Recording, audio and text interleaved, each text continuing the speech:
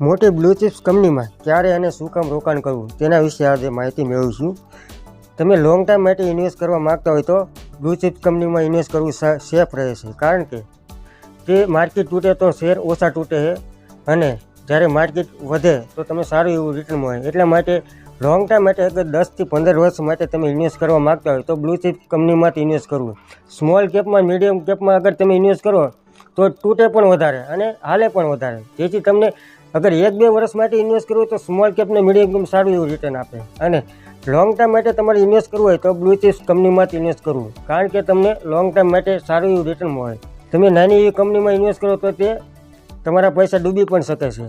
એટલે blue chips સારી એવી બ્લુ ચિપ મોટી કંપની ઇન્વેસ્ટ કરો, જેથી કરીને તમારા પૈસા ડૂબે ને સારું એવું રિટર્ન મળે અને તમને લાંબા સમયે સારો એવો ફાયદો આપી શકે.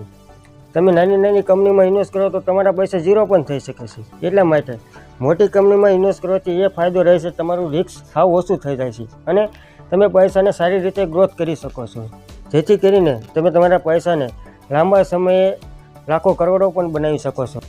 નાની કંપનીમાં ઇન્વેસ્ટ કરવાથી તમારા પૈસા ડૂબી પણ શકે છે, કારણ કે તે કંપનીનું કાંઈ ભવિષ્ય હોતું નથી, જેથી કરીને તે પૈસા ડૂબી શકે છે. એટલા માટે બ્લુ ચિપ કંપની જે સારી TCS છે, ઇન્ફોસિસ છે, આવી મોટી કંપની હોય જેમાં કયા સેક્ટરમાં તમારે રોકાણ કરવું છે, શું એનો બિઝનેસ છે, આ બધું જાણીને તમે ઇન્વેસ્ટ કરો, જેથી કરીને તમારા પૈસા ડૂબે નહીં અને સારું એવું રિટર્ન મળી શકે.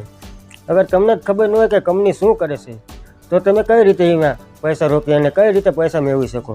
હા, જરા લગથી તમારા પૈસા બની પણ જાય, પણ થોડું ઘણું તમને જ્ઞાન હોય, થોડી ઘણી તમને આવડત, થોડી ઘણી તમને તમારી સ્કિલ હોય, જેથી કરીને તમે સારા એવા પૈસા બનાવી શકો છો.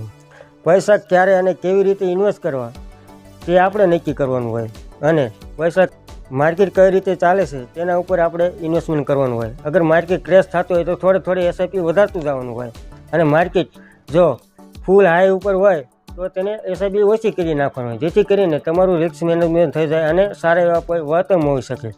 એટલા માટે જ્યારે માર્કેટ ઉપર હાઈ લગાડતું હોય ત્યારે તમારે જેમ બને એમ ઓછું રોકાણ કરવું, જેથી કરીને જ્યારે માર્કેટ ક્રેશ થાય તો તમે એક સાથે પૈસા રોકી શકો.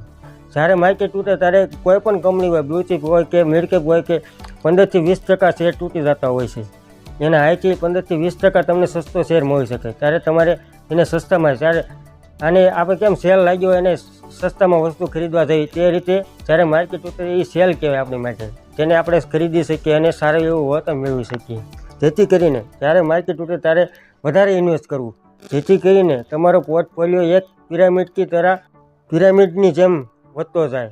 જેમ નીચે ભાવ આવતો જાય તેમ તમારું રિટર્ન વધારે મળતું જાય અને જેમ ઊંચા ભાવ થાય તેમ તમે તમારું ઇન્વેસ્ટમેન્ટ ઘટાડતા જાઓ. એટલે પિરામિડ પડે તમારું ઇન્વેસ્ટમેન્ટ થઈ જાય અને તમારે લાંબા સમયે સારું એવું રિટર્ન મેળવી શકો.